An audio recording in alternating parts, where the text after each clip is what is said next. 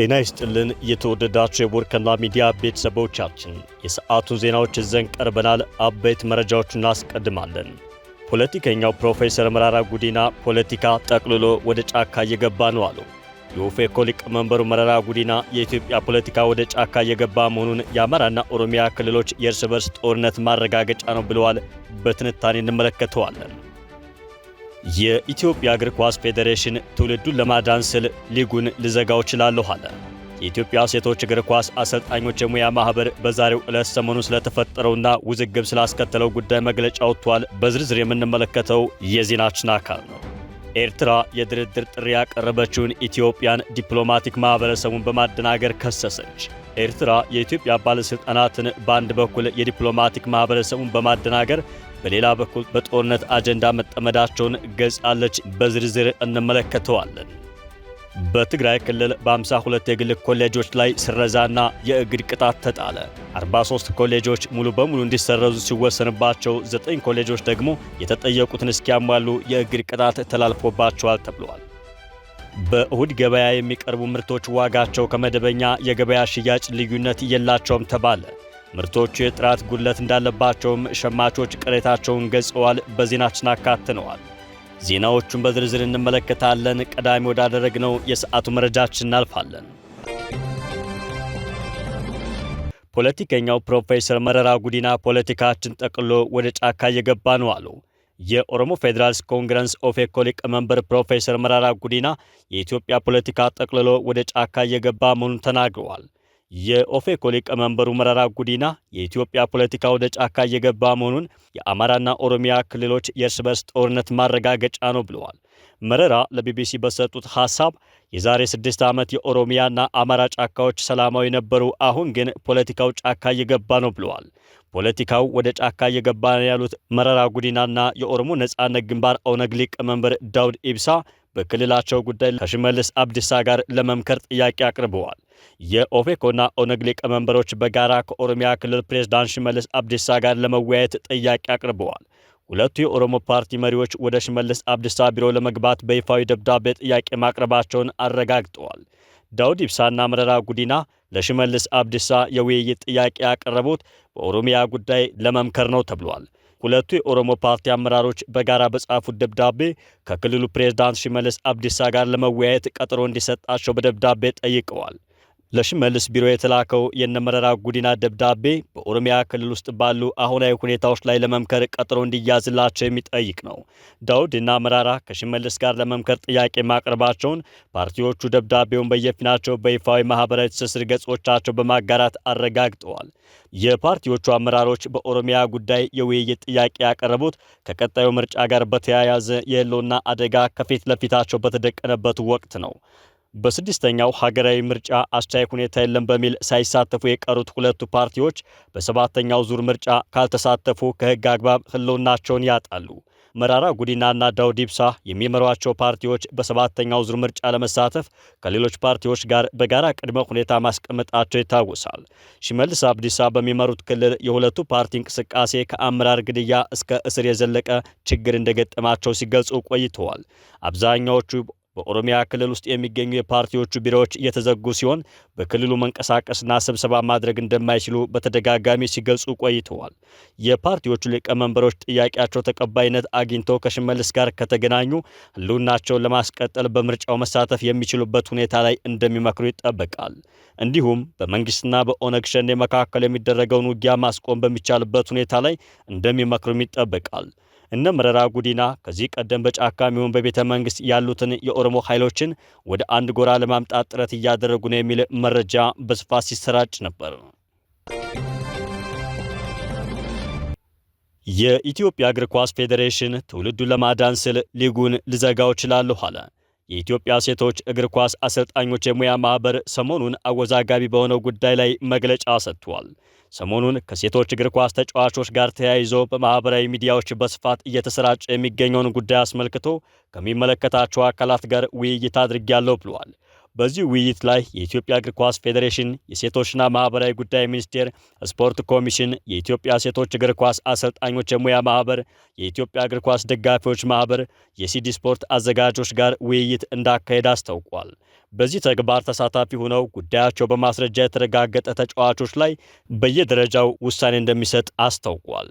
በዚህም የተነሳ በሕግ እንዲጠየቁ ማድረግ፣ ማገገሚያ እንዲገቡ ማድረግና በምክር እንዲመለሱ የማድረግ ውሳኔ ሲሆን ይህንንም ጉዳይ በሚገባ ለመከታተል ሁሉም የፕሪሚየር ሊግና ከፍተኛ ሊግ ክለቦች የሚገኙበትን አድራሻ ለፖሊስ እንዲያሳውቁ ጥብቅ መመሪያ ተላልፏል ነው የተባለው። በዚህም ሂደት ፖሊስና ኢንሳ በፈለጉበት ጊዜና ሰዓት በክለቦቹ በመገኘት ምርመራ እንደሚያደርጉም ተገልጿል። የፖሊስና የኢንሳ የምርመራ ቡድን የክለብ ባለቤቶችን፣ አሰልጣኞችን፣ ከጉዳዩ ጋር ተያያዥነት ያላቸውን አካላት እንደሚያነጋግሩ ተገልጿል። የኢትዮጵያ እግር ኳስ ፌዴሬሽን በዕለቱ በስብሰባው ላይ በአጽንኦት እንደገለጸው ከሆነ ለዚህ አጸያፊ ተግባር በቂ እርምጃ እንደሚወስድ አስታውቋል። በጉዳዩ ላይ በቂ ማስረጃ የተገኘባቸው በየትኛውም ክለብ ገብተው እንደማይጫወቱና እነዚህንም የተቀበለ ክለብ እርምጃ እንደሚወሰድባቸው አስታውቋል። አስፈላጊ ሆኖ ከተገኘ ፌዴሬሽኑ ሊጉን እንደሚዘጋና ትውልዱን ለማዳን የትኛውንም ዋጋ እንደሚከፍልም ገልጸዋል። በአጠቃላይ በተካሄደው ስብሰባ መንግስት ለጉዳዩ ትኩረት ሰጥቶ አስፈላጊው የምርመራ ቡድን ተቋቁሞ ወደ ስራ መገባቱ ነው እየተገለጸው። ኤርትራ የድርድር ጥሪ ያቀረበችውን ኢትዮጵያን ዲፕሎማቲክ ማህበረሰቡን በማደናገር ከሰሰች። ኤርትራ የኢትዮጵያ ባለስልጣናትን በአንድ በኩል የዲፕሎማቲክ ማህበረሰቡን በማደናገር በሌላ በኩል በጦርነት አጀንዳ መጠመዳቸውን ገልጻለች። ኢትዮጵያ ወደ ድርድር ለመግባት ዝግጁ መሆኗን በመግለጽ ዓለም አቀፉ ማህበረሰብ ጣልቃ እንዲገባ በጠየቀች ማግስት የጦርነት ጥሪዎች ቀጥለዋል ስትል ኤርትራ ውንጀላዋን አቅርባለች። የኤርትራው ቃል አቀባይ የማነ ገብረ መስቀል ባለስልጣናት የተፈጠረውን ውጥረት በድርድር ለመፍታት ያላቸውን ፍላጎት በአንድ በኩል ሲገልጹ፣ በሌላ በኩል ጀነራሎች የጦርነት አጀንዳ እያራገቡ ነው በማለት ከሰዋል። የማነ የኢትዮጵያ ውጭ ጉዳይ ሚኒስትር ጌዲዮን ጢሞቴዎስ ዓለም አቀፍ ማህበረሰቡን በኢትዮ ኤርትራ ውጥረት ጣልቃ እንዲገባ በጠየቁ ማግስት የጦርነት ቅስቀሳው ቀጥሏል ብለዋል። ለዚህም እንደ ምክንያት ያቀረቡት በስም ያልጠቀሷቸው አንድ ከፍተኛ የኢትዮጵያ ጀነራል ስለ ጦርነት ዝግጅት ተናግረዋል የሚል ነው። የውጭ ጉዳይ ሚኒስትሩ ዓለም አቀፉ ማህበረሰብ ጣልቃ ገብቶ ጫና እንዲፈጥር ጥሪ ካቀረቡ በኋላ በስም ያልጠቀሱት ጀነራል መከላከያ ለትልቅ ተልዕኮ እየተዘጋጀ እንደሆነ መናገራቸውን ጠቅሰዋል። የማነ በይፋዊ ኤክስ ገጻቸው ላይ ባሰራጩት መልእክት ጀነራሉ መከላከያ ለትልቅ ተልዕኮ እየተዘጋጀ መሆኑን በመግለጽ ታጣቂዎችን አደብ ስለማስገዛት ያደረጉት ንግግር ጦረኝነቱን መቀጠሉን አመላካች ነው ብለዋል። የገዢው ብልጽግና ፓርቲ ከፍተኛ የፖለቲካና የጦር ባለስልጣናት በየአጋጣሚው በምስጢራዊና በግልጽ በሆነ መልኩ የሚያስተላልፉት መልእክት የጦርነት ፈላጊ አጀንዳ ነው ብለዋል የማነ።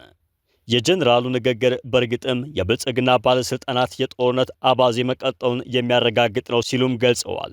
የማነ እንደሚሉት የብልጽግና ባለስልጣናት በተደጋጋሚ የሚያስተጋቧቸው መልከ ብዙ ሐሳቦች የጦርነት ፍለጋ አጀንዳ በግልጽ የሚራመድባቸው መሆናቸውን ተናግረዋል። ለዚህም የውጭ ጉዳይ ሚኒስትሩ ጌዲዮን ጢሞቴዎስ የዲፕሎማሲ ማህበረሰቡን ለማደናገር አቅርበውታል ያሉትን ጥሪ ነው።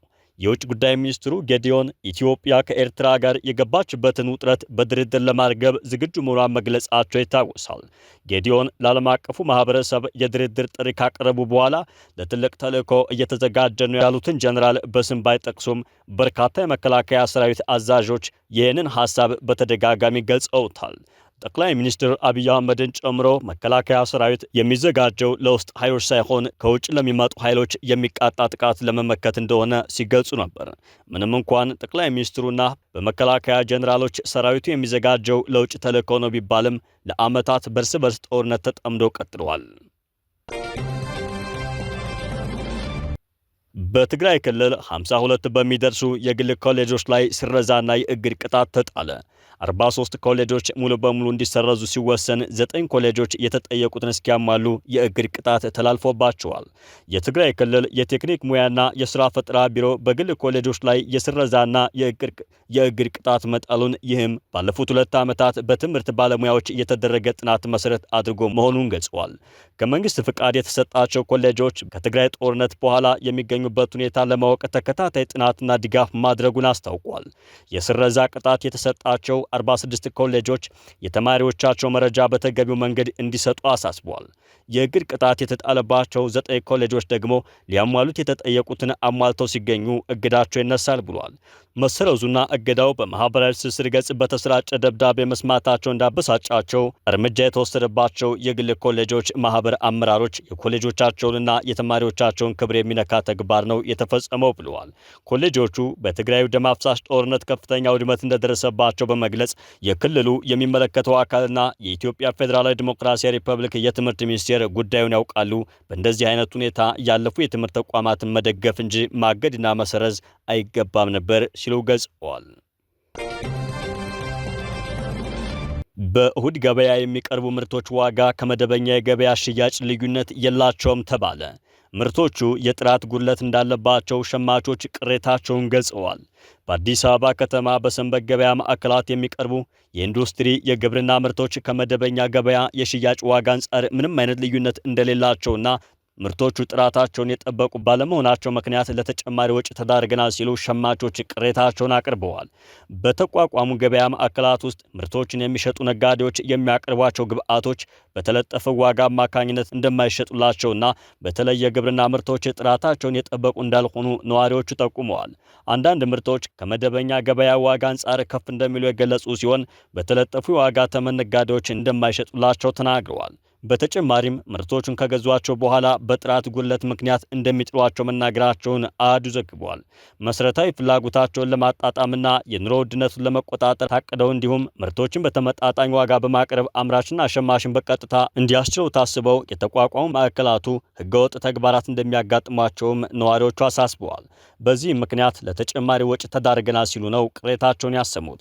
ከጉዳዩ ጋር በተገናኘ የአዲስ አበባ ከተማ አስተዳደር ንግድ ቢሮ ኮሚኒኬሽን ዳይሬክተር አቶ አሸናፊ ብርሃኑ በሰንበት ገበያ ማዕከላት ከተለጠፈው ዋጋ ውጭ ምርቶችን በሸጡ ከ13 በላይ ነጋዴዎች አስተዳደራዊ እርምጃ እንደተወሰደባቸው ተናግረዋል። ዳይሬክተሩ የሰንበት ገበያ ማዕከላት መቋቋም ዓላማን ሲያስረዱ የኑሮ ውድነትን ለማረጋጋትና የዜጎችን የምርቶች ፍላጎትን ከአቅርቦት ጋር ለማጣጣም እንደሆነ ተናግረዋል። ከጥራት አኳያ የኢንዱስትሪ የግብርና ምርቶች የግብይት የጥራት ፕሮሞሽን የዋጋ የምርት ጥናት ይካሄዳል ያሉም ሲሆን በጥናቱ መሰረት ግብይት እንደሚደረግም ተናግረዋል። ዳይሬክተሩ የዋጋ ጭማሪ የሚያደርጉ ነጋዴዎች መኖራቸውን ጠቅሰው የዋጋና የጥራት ቁጥጥር ስራዎች በምርቶች ላይ ይካሄዳል ብለዋል። የተወሰዱ እርምጃዎች የጽሑፍና የማስጠንቀቂያ እንደሆነም አብራርተዋል። ከሰንበት ገበያ ማዕከላት ጋር በተገናኘ ነዋሪዎች የሚቀርቡላቸው ምርቶች ጥራታቸውን የጠበቁ እንዳልሆኑ በተደጋጋሚ አቤቱታዎችን ሲያሰሙ ይደመጣል። አሁን ደግሞ ዕለታዊ የውጭ ምንዛሬ ተመንን ከኢትዮጵያ ንግድ ባንክ ባገኘነው መረጃ መሰረት ወደ እናንተ እናደርሳለን። በዛሬው ዕለት ህዳር 10 ቀን 2018 ዓመተ ምህረት አንድ አሜሪካ ዶላር በ150 ብር ከ52 ሳንቲም እየተገዛ በ153 ብር ከ53 ሳንቲም እየተሸጠ ይገኛል። አንድ ፓውንድ ስተርሊንግ 194 ብር ከ1 ሳንቲም እየተገዛ 197 ብር ከ89 ሳንቲም እየተሸጠ ነው። አንድ ዩሮ 174 ብር ከ23 ሳንቲም እየተገዛ 177 ብር ከ72 ሳንቲም እየተሸጠ ይገኛል። አንድ የስዊዝ ፍራንክ 184 ብር ከ48 ሳንቲም እየተገዛ 188 ብር ከ17 ሳንቲም እየተሸጠ ነው። አንድ የኩዌት ዲናር 481 ብር ከ10 ሳንቲም እየተገዛ 490 ብር ከ72 ሳንቲም እየተሸጠ ይገኛል። አንድ ቻይና ዩዋን 20 ብር ከ75 ሳንቲም እየተገዛ 21 ብር ከ16 ሳንቲም እየተሸጠ ነው። አንድ የተባበሩት አረብ ኤምሬት ዲርሃም 40 ብር ከ98 ሳንቲም እየተገዛ 41 ብር ከ80 ሳንቲም እየተሸጠ ነው። አንድ የሳውዲ ሪያል 40 ብር ከ13 ሳንቲም እየተገዛ 40 ብር ከ93 ሳንቲም እየተሸጠ ይገኛል። የተወደዳችሁ የቦርከና ሚዲያ ቤተሰቦቻችን የሰዓቱ ዜናዎቻችን ተጠናቀቁ። ጤና ይስጥልን።